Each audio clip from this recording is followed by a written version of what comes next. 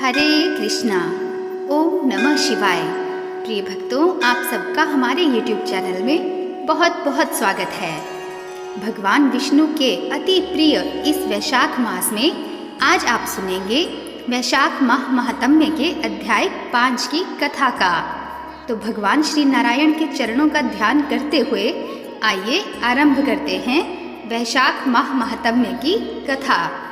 इस अध्याय में ब्रह्मा जी का यमराज को समझाना और भगवान विष्णु का उन्हें वैशाख मास में भाग दिलाना इत्यादि बातों का वर्णन है। कथा अनुसार ब्रह्मा जी ने कहा, यमराज, तुमने क्या आश्चर्य देखा है? क्यों तुम्हें खेद हो रहा है?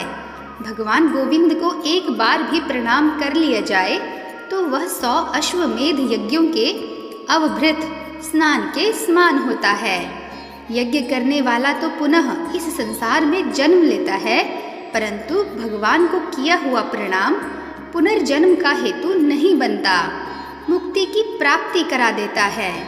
जिसकी जीभा के अग्रभाग पर हरि ये 2 अक्षर विद्यमान हैं, उसको कुरुक्षेत्र तीर्थ के सेवन अथवा सरस्वती नदी के जल में स्नान करने से क्या लेना है?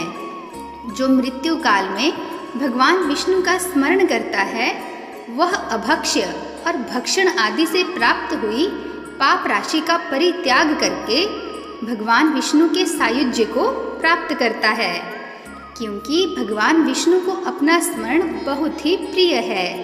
यमराज, इसी प्रकार वैशाख नामक मास भी भगवान विष्णु को प्रिय है।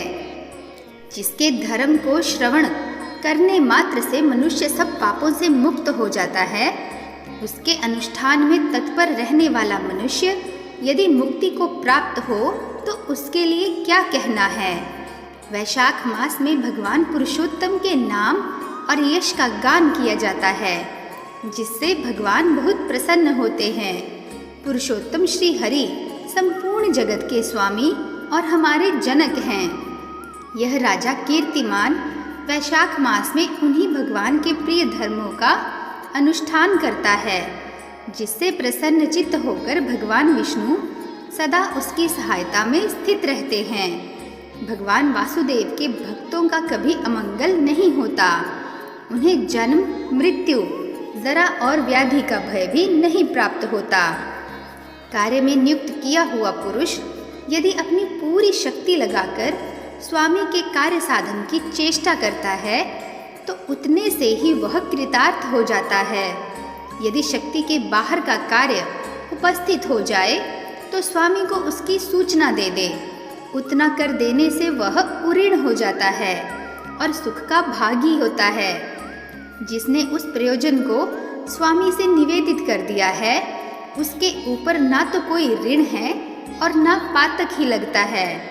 अपने कर्तव्य पालन के लिए पूरा यत्न कर लेने पर प्राणी का कोई अपराध नहीं रहता। यह कार्य तुम्हारे लिए असंभव है, अतः इसके विषय में तुम्हें शोक नहीं करना चाहिए।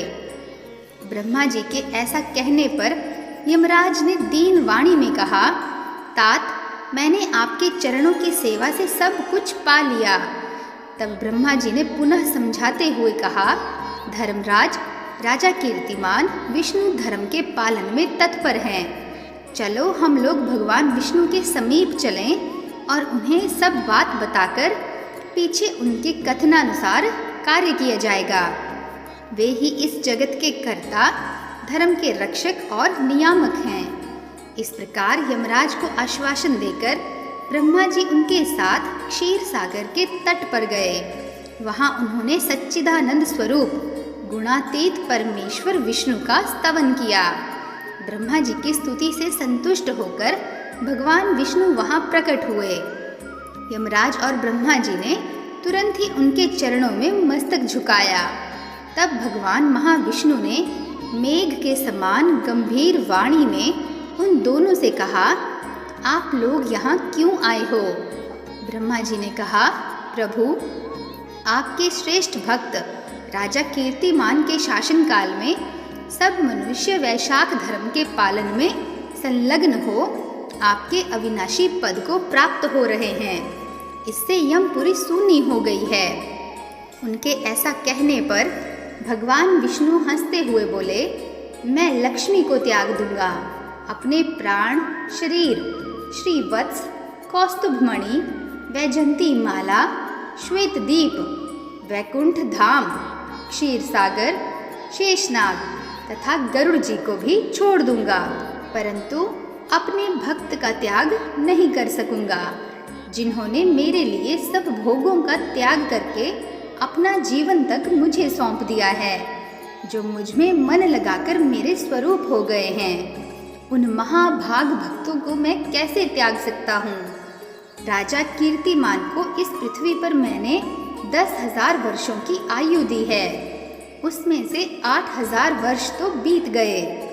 शेष आयु और बीत जाने पर उसे मेरा सायुज्य प्राप्त होगा।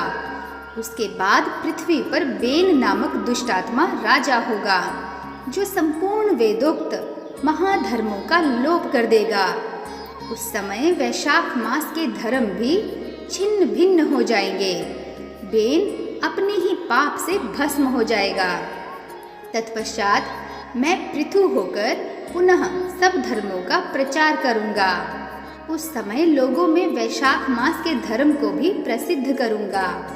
सहस्त्रों मनुष्यों में कोई ऐसा होता है जो मुझ में अपने मन प्राण अर्पित करके अपना सर्वस्व मुझे समर्पित कर दे और मेरा भक्त हो जाए। जो ऐसा होता है वही मेरे धर्मों का प्रचार करता है। इस वैशाख मास में भी मैं वैशाख धर्म में तत्पर रहने वाले महात्मा पुरुषों तथा राजा के द्वारा समयानुसार तुम्हारे लिए भाग दिलाऊंगा। लोक में जो कोई भी वैशाख मास का व्रत करेंगे वे तुम्हें भाग देने वाले होंगे। उनके वैशाख मास में बताए हुए महाधर्म के पालन में तुम कभी विघ्न ना उपस्थित करना। यमराज को इस प्रकार आश्वासन देकर भगवान विष्णु वहीं अंतर्ध्यान हो गए। ब्रह्मा जी भी अपने सेवकों के साथ सत्यलोक को चले गए। उनके बाद यमराज भी अपनी पुरी को पधारे। वैशाख मास की पूर्णिमा को पहले धर्मराज के उद्देश्य से जल से भरा हुआ घड़ा, दही और अन्न दान देना चाहिए। उसके बाद पितरों, गुरुओं और भगवान विष्णु के उद्देश्य से शीतल जल, दही, अन्न, पान और दक्षिणा फल के साथ कांस्य के पात्र में रखकर ब्राह्मणों को देनी चाहिए। भगवान विष्णु की दिव्य प्रतिमा वैशाख मास की महात्म्य कथा सुनाने वाले दीन ब्राह्मण को देनी चाहिए। उस धर्म वक्ता ब्राह्मण को अपने धन से भी पूजित करना चाहिए। राजा कीर्तिमान ने सब कुछ उसी प्रकार किया। उन्होंने पृथ्वी पर मनोवांछित भोग भोग कर शेष आयु पूर्ण होने के पश्चात पुत्र पौत्र आदि के साथ श्री विष्णु धाम को प्रस्थान किया। मिथिलापति ने कहा, महात्मे, दुरात्मा राजा बेन प्रथम मनवंतर में हुआ था और ये राजा इक्ष्वाकु कुलभूषण कीर्तिमान वैवस्वत मनवंतर के व्यक्ति हैं। यह बात पहले मैंने आपके मुख से सुन रखी है, परंतु इस समय आपने और ही बात कही है कि यह राजा सब वैकुंठवासी हो जाएंगे। उसके बाद राजा बेन उत्पन्न होगा। मेरे इस संशय को आप निवृत्त कीजिए। श्रुतदेव ने कहा, राजन, पुराणों में जो विषमता प्रतीत होती है वह युग भेद और कल्प भेद की व्यवस्था के अनुसार है। इसीलिए कहीं कथा में समय की विपरीतता देखकर उसके अप्रमाणिक होने की आशंका नहीं करनी चाहिए। तो प्रिय भक्तों, आप सब भी प्रेम से बोलिए ओम नमो भगवते वासुदेवाय।